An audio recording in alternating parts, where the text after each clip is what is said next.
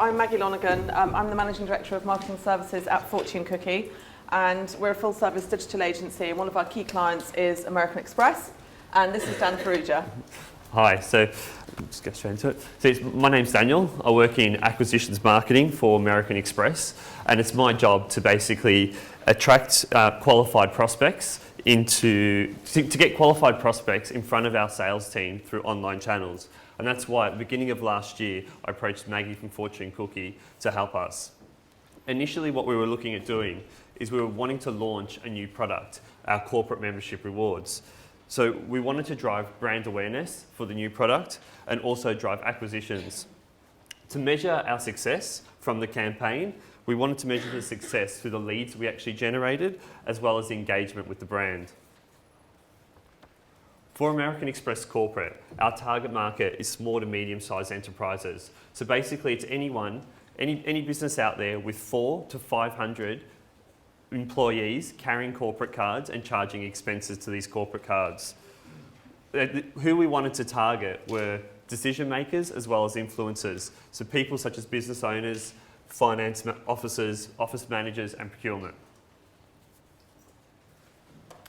So in terms of the campaign strategy, we wanted to run a two-phase campaign strategy within LinkedIn. So obviously within LinkedIn you have the ability to advertise, so straightforward kind of online ad placements, but you can also run slightly more engaging advertising as well in the form of polls and also serving up white papers for people in return for some data exchange. So we wanted to run both of those two things so that we could build some awareness and help to generate leads, but also in terms of nurturing those leads, not least because we know that the prospect management timeline for acquisition of business-to-business customers is quite long. It can be anything up to 12 months. So it just means that we had to have something that could have longevity through that. So what we wanted to do was to have a single offering through LinkedIn. LinkedIn essentially acts very much like a really good targeting sort of direct marketing channel, if you like, because you can target people on their job title, on their seniority, on the industry sector they work in, their geography. It means you can really, really pinpoint the people that you want to reach. It's actually a much more effective way, in my opinion, than traditional DM, buying lists, this kind of thing, which, you know, obviously the response rates on those aren't particularly great, and you're never really sure in terms of are you reaching the right individual, because it massively depends on what someone's captured either at an event or a conference like this in terms of how lists are gathered, whereas on a LinkedIn profile people want to maintain the integrity of who they are and what they're doing in their jobs and what their job title is and this kind of thing. So the data accuracy and the targeting capability is much, much greater within LinkedIn. You know, also so it allows us to target very, very specifically, and then it also allows us to reach a broader influencing audience for this particular product as well. So moving on and continuing on from what Maggie was discussing, with LinkedIn for American Express, it was really easy to make sure we were targeting the right profile. So we were able to go onto a target a LinkedIn user's profile and look at their company size as well as their job function to make sure we were targeting the right people. The initial purpose of the campaign was to go for a homepage takeover for LinkedIn profile users. The three benefits there were we could capture high impact placements within their profile, we could cap the impressions per user, and we could also go for a cost structure of cost per thousand.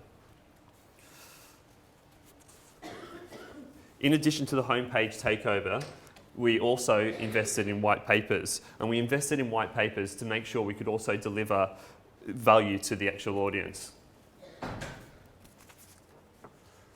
So looking at the actual creative that was used, as I mentioned, initially the idea was to launch a new product, being corporate membership rewards. So we wanted to educate our prospects about corporate membership rewards and also offer an incentive to get them to be able to choose their rewards. We used our co-branded product with British Airways on LinkedIn as well to offer a sign-up incentive to make sure we could convert these prospects. And then finally, we also used our Platinum card just to entice prospects to convert based on the privileges from the Platinum product. When it came time to the white papers, in order to move people to the white papers, we used text links to deliver traffic. Once a user moved from a text link, they moved onto a landing page. From that landing page, we were able to exchange information for capturing there was an exchange in information. To get the white paper, we got their personal information. And then the final piece of the campaign were opinion polls. And the reason why we chose to have opinion polls was so we could gather information from our audience, and we took it in two different ways. We branded our opinion polls as well as unbranded our opinion polls, just to see how people were engaging with our brand when it was there and when it wasn't there. Looking further into the polls, like I initially said, what we wanted to do was to gather information and learn about our prospects that were online. So we asked questions such as, who in your company is responsible for expense management systems? And we found there that it was the senior finance officers. We then asked questions such as, do your employees in your company comply with purchase order procedures? And we found there that most companies do, according to the results. And then the last question that we put up there was, what's the most important thing your corporate card should do? And we found there was to simplify administration. I think what's really interesting about these polls as well, just from as a corporate brand or a business-to-business brand, is you can see instantly who's engaging, who's answering the questions, some of the demographic breakdown on who's responding to your questions. So you can start to learn a little bit about your audience and what's engaging them and what kind of content you might need to create to engage them further. So all of this is a great way of providing you with highly actionable insights in terms of further engagement and marketing activity. So in terms of what we achieved, essentially the performance of the banners within LinkedIn actually outperformed traditional online display by a factor of 2 to 3. So highly performing and much higher rate of click-through than you would have from regular online display. And also people really engaged with the ads, so they watched them all the way through because we could track essentially how far people could watch the ads through. So in total, it meant that over the course of the campaign, we actually achieved over 10 days of time spent with the brand overall, based on the number of ads served, the number of people who watched, again, and also the number of people who clicked. So highly engaging. Now, what does that mean in terms of dwell time? Well, what's interesting is that MediaMind, which is an ad-serving company, and ComScore have worked on a new expression of dwell and the importance of dwell. And essentially, dwell is a combination of dwell time times by dwell rate. And so it starts to quantify how engaged someone is with your brand based on their behaviour towards the advertising or marketing activity they see from you. And what it means also is that it does have an impact on the subsequent behaviour that brands have, that people have with your brand. So first of all, high dwell campaigns drive more branded searches. So people are then much more likely when they're searching in Google, for example, to search American Express corporate card solutions rather than just corporate card solutions after seeing a campaign like this.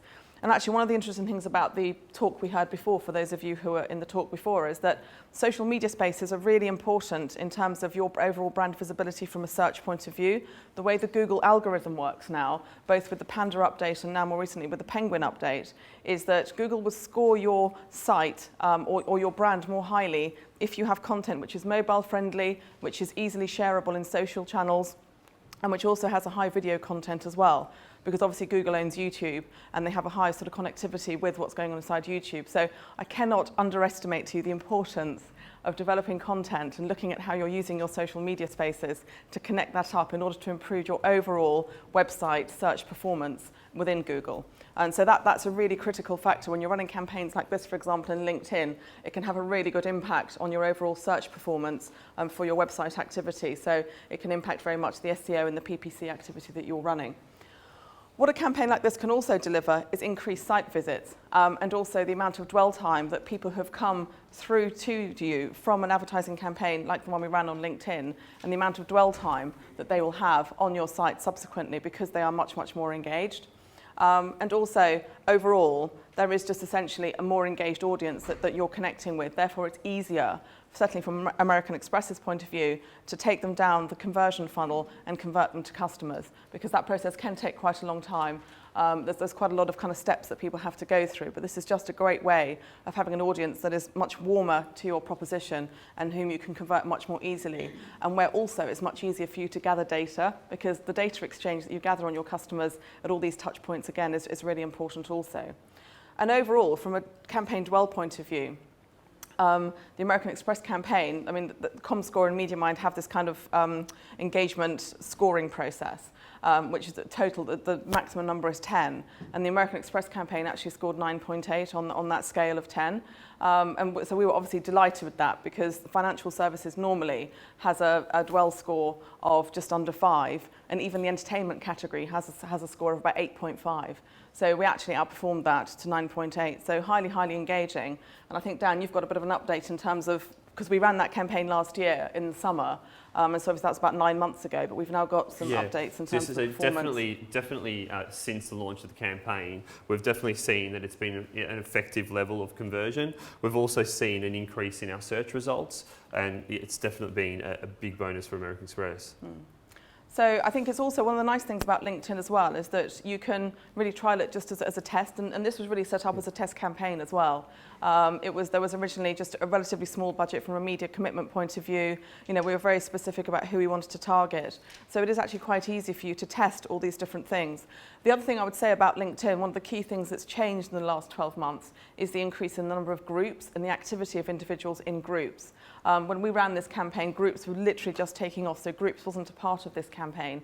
But if we were to run this campaign again today, we would absolutely make sure that setting up a dedicated group around corporate card acquisition and around specific benefits would be a key thing that we would offer, and obviously content that we would create and community that we would manage around the groups as well. So think about how you're setting up, as well as having a LinkedIn page, obviously with your products and services on it, and linking to content and things like this. Think also about what groups you can set up to target some of your specific audiences, give them useful material, give them tips and advice, and just engage them in that way. So it's incredibly useful and valuable as a mechanic and as a place to drive people from a campaign that you might run in LinkedIn as well, rather than taking them out of LinkedIn into your website, for example. So that's us. Yep, Thank you very much indeed.